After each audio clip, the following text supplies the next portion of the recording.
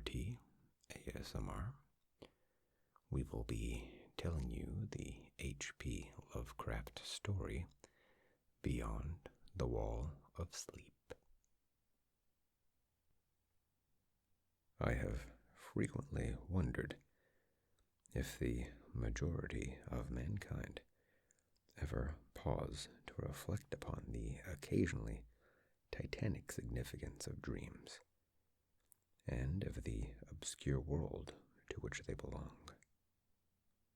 Whilst the greater number of our nocturnal visions are perhaps no more than faint and fantastic reflections of our waking experiences, Freud, to the contrary with his puerile symbolism, there are still a certain remainder whose immundane and ethereal character permits of no ordinary interpretation, and whose vaguely exciting and disquieting effect suggests possible, minute glimpses into a sphere of mental existence no less important than physical life, yet separated from that life by an all but impassable barrier.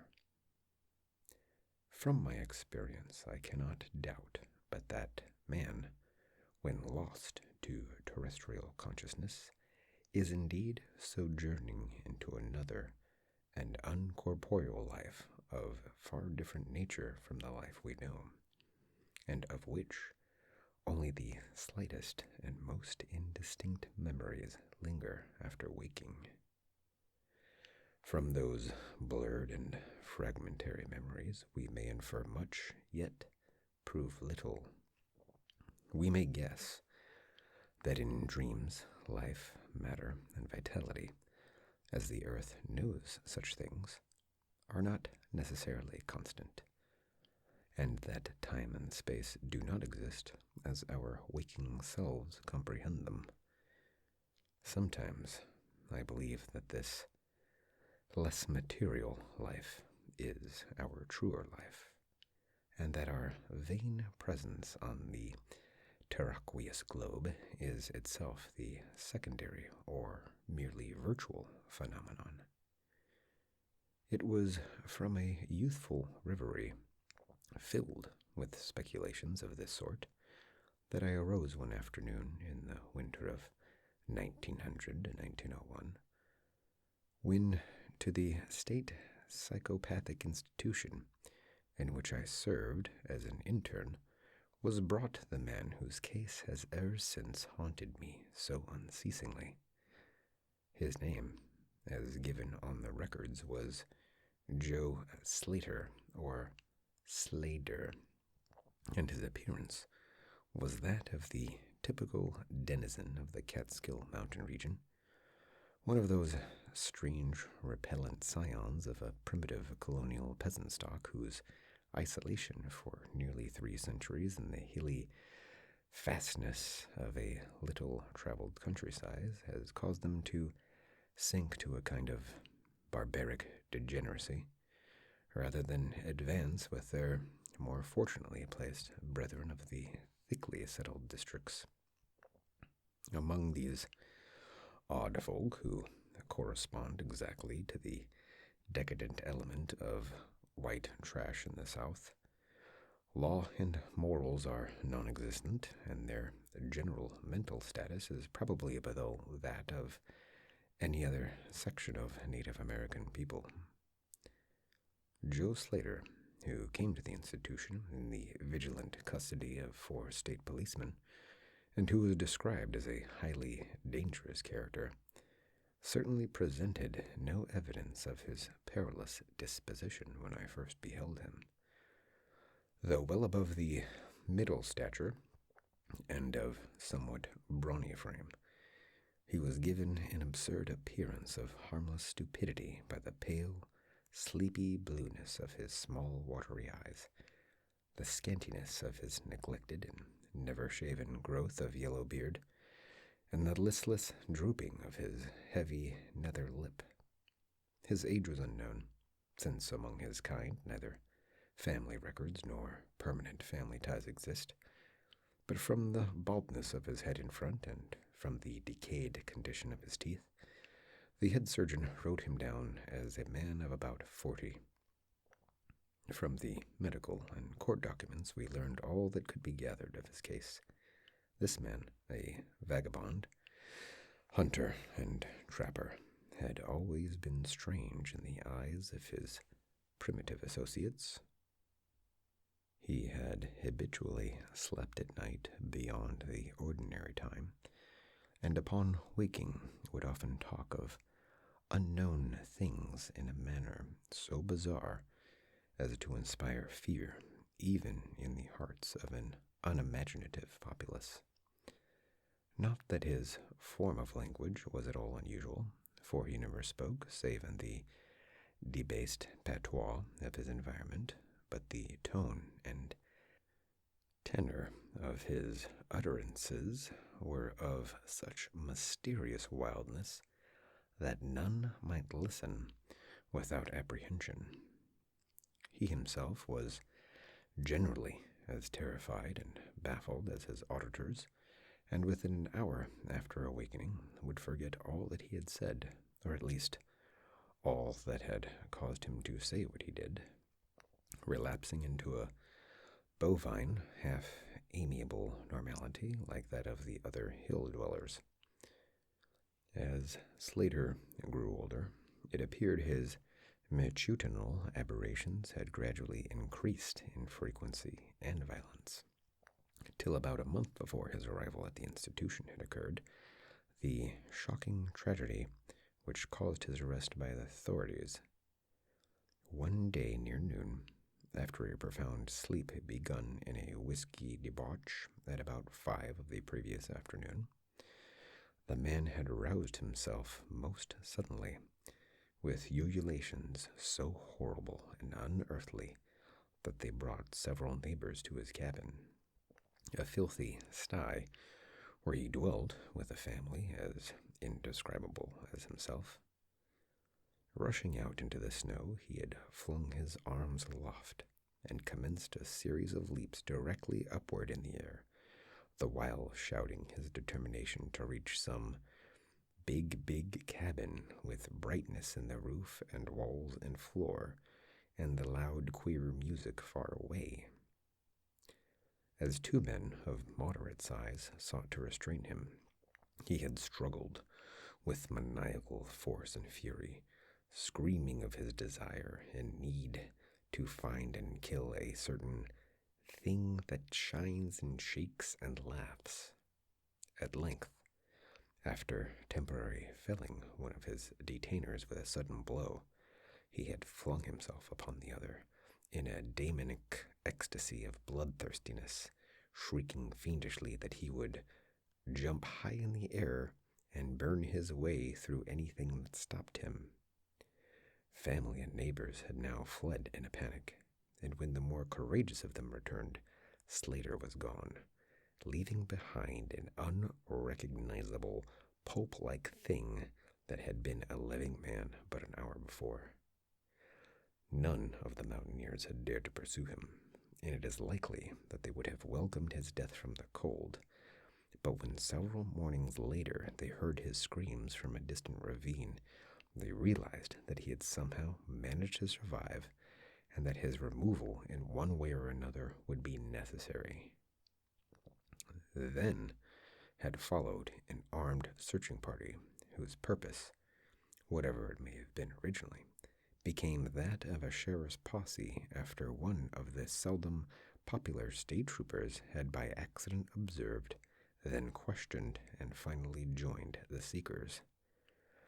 On the 3rd day, Slater was found unconscious in the hollow of a tree and taken to the nearest jail, where alienists from Albany examined him as soon as his senses returned. To them, he told a simple story. He had, he said, gone to sleep one afternoon about sundown after drinking much liquor. He had awakened to find himself standing bloody-handed in the snow before his cabin, the mangled corpse of his neighbor, Peter Slater, at his feet. Horrified, he had taken to the woods in a vague effort to escape from the scene of what must have been his crime.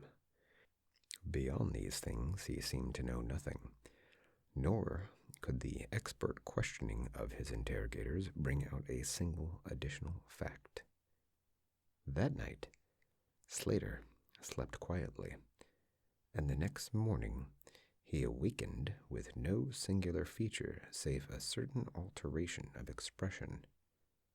Dr. Barnard, who had been watching the patient, thought he noticed in the pale blue eyes a certain gleam of peculiar quality, and in the flaccid lips an all but imperceptible tightening, as if of intelligent determination. But when questioned, Slater relapsed into the habitual vacancy of the mountaineer, and only reiterated what he had said on the preceding day. On the third morning occurred the first of the man's mental attacks. After some show of uneasiness in sleep, he burst forth into a frenzy so powerful that the combined efforts of 4 men were needed to bind him in a straitjacket. The alienists listened with keen attention to his words, since their curiosity had been aroused to a high pitch by the suggestive yet mostly conflicting and incoherent stories of his family and neighbors. Slater raved for upward of 15 minutes, babbling in his backwoods dialect of great edifices of light, oceans of space, strange music, and shadowy mountains and valleys. But most of all did he dwell upon some mysterious blazing entity that shook and laughed and mocked at him. This vast, vague personality seemed to have done him a terrible wrong, and to kill it in triumphant revenge was his paramount desire. In order to reach it, he said, he would soar through the abysses of emptiness, burning every obstacle that stood in his way. Thus ran his discourse, until with the greatest suddenness he ceased. The fire of madness died from his eyes, and in dull wonder he looked at his questioners and asked why he was bound. Dr. Barnard unbuckled the leathern harness and did not restore it till night, when he succeeded in persuading Slater to don it, of his own volition, for his own good. The man had now admitted that he sometimes talked queerly, though he knew not why. Within a week, 2 more attacks appeared, but from them the doctors learned little.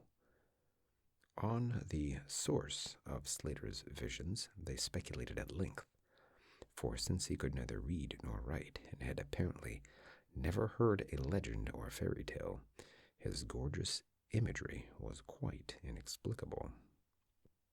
That it could not come from any known myth or romance was made especially clear by the fact that the unfortunate lunatic expressed himself only in his own simple manner. He raved of things he did not understand and could not interpret, things which he claimed to have experienced, but which he could not have learned through any normal or connected narration. The alienists soon agreed that abnormal dreams were the foundation of the trouble, dreams whose vividness for a time could completely dominate the waking mind of this basically inferior man. With due formality, Slater was tried for murder, acquitted on the ground of insanity, and committed to the institution wherein I held so humble a post. I have said that I am a constant speculator concerning dream life, and from this you may judge of the eagerness with which I applied myself to the study of the new patient as soon as I had fully ascertained the facts of his case. He seemed to sense a certain friendliness in me, born no doubt of the interest I could not conceal, and the gentle manner in which I questioned him. Not that he ever recognized me during his attacks, when I hung breathlessly upon his chaotic but cosmic word pictures, but he knew me in his quiet hours, when he would sit by his barred window weaving baskets of straw and willow, and perhaps pining for the mountain freedom he could never enjoy again. His family never called to see him. Probably it had found another temporary head after the manner of decadent mountain folk. By degrees, I commenced to feel an overwhelming wonder at the mad and fantastic conceptions of Joe Slater. The man himself was pitiably inferior in mentality and language alike, but his glowing, titanic visions, though described in a barbarous and disjointed jargon, were assuredly things which only a superior or even exceptional brain could conceive.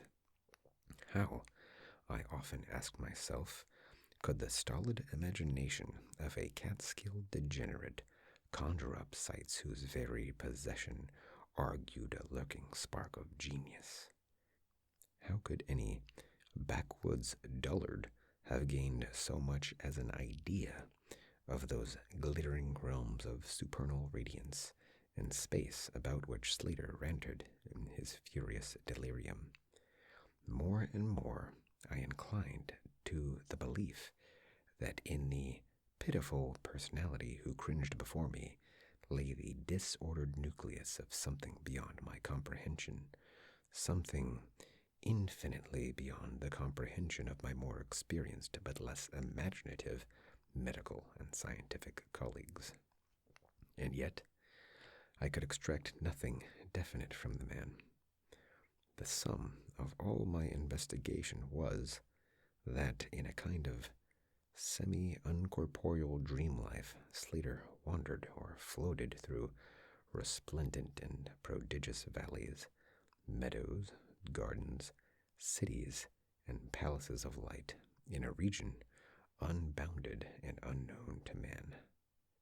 That there he was no peasant or degenerate, but a creature of importance and vivid life, moving proudly and dominantly and checked only by a certain deadly enemy who seemed to be a being of visible yet ethereal structure, and who did not appear to be of human shape, since Slater never referred to it as a man, or as aught save a thing.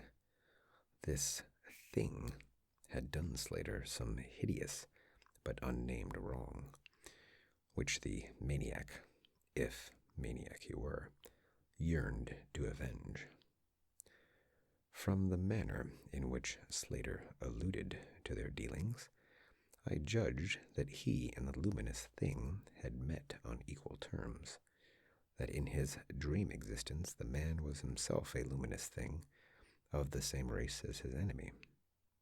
This impression was sustained by his frequent references to flying through space and burning all that impeded his progress. Yet these conceptions were formulated in rustic words wholly inadequate to convey them, a circumstance which drove me to the conclusion that if a true dream world indeed existed, oral language was not its medium for the transmission of thought. Could it be that the dream soul inhabiting this inferior body was desperately struggling to speak things which the simple and halting tongue of dullness could not utter? Could it be that I was face to face with intellectual emanations which could explain the mystery if I could but learn to discover and read them?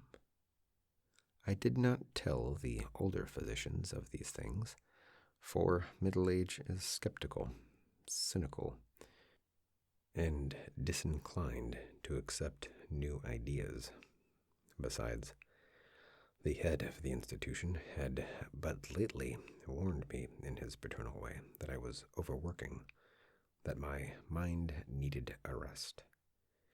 It had long been my belief that human thought consists basically of atomic or molecular motion, convertible into ether waves of radiant energy like heat, light, and electricity. This belief had early led me to contemplate the possibility of telepathy or mental communication by means of suitable apparatus, and I had in my college days prepared a set of transmitting and receiving instruments somewhat similar to the cumbrous devices employed in wireless telegraphy at that crude pre-radio period. These I had tested with a fellow student, but achieving no result, had soon packed them away with other scientific odds and ends for possible future use. Now, in my intense desire to probe into the dream life of Joe Slater, I sought these instruments again and spent several days in repairing them for action. When they were complete once more, I missed no opportunity for their trial. At each outburst of Slater's violence, I would fit the transmitter to his forehead and the receiver to my own, constantly making delicate adjustments for various hypothetical wavelengths of intellectual energy. I had but little notion of how the thought impressions would, if successfully conveyed, arouse an intelligent response in my brain, but I felt certain that I could detect and interpret them.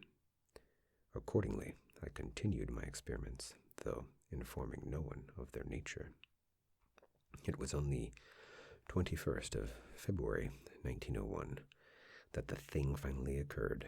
As I look back across the years, I realize how unreal it seems, and sometimes half wonder if old Dr. Fenton was not right when he charged it all to my excited imagination. I recall that he listened with great kindness and patience when I told him, but afterward gave me a nerve powder and arranged for the half-year's vacation on which I departed the next week. That fateful night, I was wildly agitated and perturbed, for, despite the excellent care he had received, Joe Slater was unmistakably dying. Perhaps it was his mountain freedom that he missed, or perhaps the turmoil in his brain had grown too acute for his rather sluggish physique. But at all events, the flame of vitality flickered low in the decadent body. He was drowsy near the end, and as darkness fell, he dropped off into a troubled sleep. I did not strap on the straitjacket as was customary when he slept, since I saw that he was too feeble to be dangerous, even if he awoke in mental disorder once more before passing away. But I did place upon his head and mine the two ends of my cosmic radio, hoping against hope for a first and last message from the dream world in the brief time remaining. In the cell with us was one nurse, a mediocre fellow who did not understand the purpose of the apparatus or think to inquire into my course. As the hours wore on, I saw his head droop awkwardly in sleep, but I did not disturb him. I, myself, lulled by the rhythmical breathing of the healthy and the dying man, must have nodded a little later. The sound and weird lyric melody was what aroused me. Chords, vibrations, and harmonic ecstasies echoed passionately on every hand, while on my ravished sight burst the stupendous spectacle of ultimate beauty. Walls, columns, and architraves of living fire blazed effulgently around the spot where I seemed to float in air, extending upward to an infinitely high vaulted dome of indescribable splendor. Blending with this display of palatial magnificence, or rather, supplanting it at times in kaleidoscopic rotation, were glimpses of wide plains and graceful valleys, high mountains and inviting grottos, covered with every lovely attribute of scenery which my delighted eye could conceive of, yet formed wholly of some glowing, ethereal, plastic entity which, in consistency, partook as much of spirit as of matter. As I gazed, I perceived that my own brain held the key to these enchanting metamorphoses for each vista which appeared to me was the one my changing mind most wished to behold. Amidst this Elysian realm I dwelt not as a stranger, for each sight and sound was familiar to me, just as it had been for uncounted eons of eternity before, and would be for like eternities to come. Then the resplendent aura of my brother of light drew near, and held colloquy with me, soul to soul, with silent and perfect interchange of thought.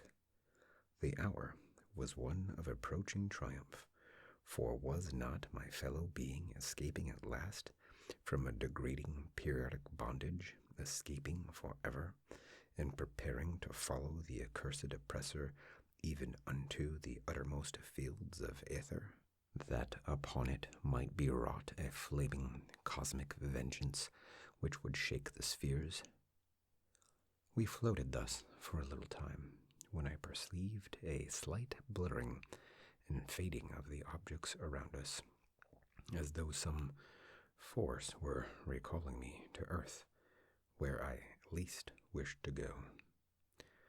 The form near me seemed to feel a change also, for it gradually brought its discourse toward a conclusion, and itself prepared to quit the scene, fading from my sight at a rate somewhat less rapid than that of the other objects. A few more thoughts were exchanged, and I knew that the luminous one and I were being recalled to bondage, though for my brother of light it would be the last time. The sorry planet shell being well nigh spent, in less than an hour my fellow would be free to pursue the oppressor along the Milky Way and past the hither stars to the very confines of infinity. A well-defined shock separates my final impression of the fading scene of light from my sudden and somewhat shamefaced awakening and straightening up in my chair as I saw the dying figure on the couch move hesitantly. Joe Slater was indeed awaking, though probably for the last time. As I looked more closely, I saw that in the sallow cheeks shone spots of color which I had never before been present. The lips, too, seemed unusual, being tightly compressed, as if by the force of a stronger character than had been Slater's. The whole face, finally, began to grow tense, and the head turned restlessly with closed eyes. I did not arouse the sleeping nurse, but readjusted the slightly disarranged headbands of my telepathic radio, intent to catch any parting message the dreamer might have to deliver. All at once, the head turned sharply in my direction, and the eyes fell open, causing me to stare in blank amazement at what I beheld. The man, who had been Joe Slater, the Catskill decadent, was now gazing at me with a pair of luminous, expanded eyes, whose blue seemed subtly to have deepened. Neither mania nor degeneracy was visible in that gaze, and I felt beyond a doubt that I was viewing a face behind which lay an active mind of high order. At this juncture, my brain became aware of a steady external influence operating upon it. I closed my eyes to concentrate my thoughts more profoundly, and was rewarded by the positive knowledge that my long-sought mental message had come at last. Each transmitted idea formed rapidly in my mind, and though no actual language was employed, my habitual association of conception and expression was so great that I seemed to be receiving the message in ordinary English. "Joe Slater is dead," came the soul-petrifying voice or agency from beyond the wall of sleep. My opened eyes sought the couch of pain in curious horror, but the blue eyes were still calmly gazing, and the countenance was still intelligently animated. He is better dead, for he was unfit to bear the active intellect of cosmic entity. His gross body could not undergo the needed adjustments between ethereal life and planet life. He was too much of an animal, too little a man. Yet it is through his deficiency that you have come to discover me, for the cosmic and planet souls rightly should never meet. He has been my torment and diurnal prison for 42 of your terrestrial years. I am an entity like that which you yourself become in the freedom of dreamless sleep. I am your brother of light and have floated with you in the effulgent valleys. It is not permitted me to tell your waking earth self of your real self, but we are all roamers of vast spaces and travelers in many ages. Next year I may be dwelling in the dark Egypt which you call ancient, or in the cruel empire of Tsan-Chan, which is to come 3,000 years hence. You and I have drifted to the worlds that reel about the red Arcturus, and dwelt in the bodies of the insect philosophers that crawl proudly over the fourth moon of Jupiter. How little does the earth self know life and its extent. How little indeed ought it to know for its own tranquility. Of the oppressor I cannot speak. You on earth have unwittingly felt its distant presence. You who, without knowing, idly gave to its blinking beacon the name of Algol, the Daemon Star. It is to meet and conquer the oppressor that I have vainly striven for eons, held back by bodily encumbrances. Tonight I go as a nemesis, bearing just and blazingly cataclysmic vengeance. Watch me in the sky, close by the Daemon Star. I cannot speak longer, for the body of Joe Slater grows cold and rigid, and the coarse brains are ceasing to vibrate as I wish. You have been my friend in the cosmos. You have been my only friend on this planet, the only soul to sense and seek for me within the repellent form which lies on this couch. We shall meet again, perhaps in the shining mists of Orion's sword, perhaps on a bleak plateau in prehistoric Asia, perhaps in unremembered dreams tonight, perhaps in some other form, an eon hence, when the solar system shall have been swept away. At this point, the thought waves abruptly ceased, and the pale eyes of the dreamer, or can I say, dead man, commenced to glaze fishily. In a half-stupor, I crossed over to the couch and felt of his wrist, but found it cold, stiff, and pulseless. The sallow cheeks paled again, and the thick lips fell open, disclosing the repulsively rotten fangs of the degenerate Joe Slater. I shivered, pulled a blanket over the hideous face, and awakened the nurse. Then I left the cell and went silently to my room. I had an insistent and unaccountable craving for a sleep whose dreams I should not remember. The climax? What plain tale of science can boast of such a rhetorical effect? I have merely set down certain things appealing to me as facts, allowing you to construe them as you will. As I have already admitted, my superior, old Dr. Fenton, denies the reality of everything I have related. He vows that I was broken down with nervous strain and badly in need of the long vacation on full pay, which he so generously gave me. He assures me, on his professional honor, that Joe Slater was but a low-grade paranoiac, whose fantastic notions must have come from the crude, hereditary folk tales which circulate in even the most decadent of communities. All this he tells me, yet I cannot forget what I saw in the sky on the night after Slater died. Lest you think me a biased witness, another's pen must add this final testimony, which may perhaps supply the climax you expect. I will quote the following account of the star Nova Persei verbatim from the pages of that eminent astronomical authority, Professor Garrett P. Service. On February 22nd, 1901, a marvelous new star was discovered by Dr. Anderson of Edinburgh, not very far from Algol. No star had been visible at that point before.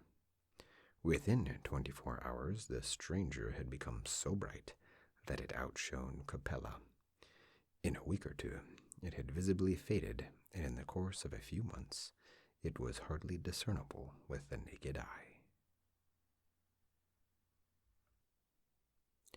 Beyond the Wall of Sleep appeared in Weird Tales 31, number 3 of March 1938. We hope you have enjoyed this story. Until we next meet again, take care and good night.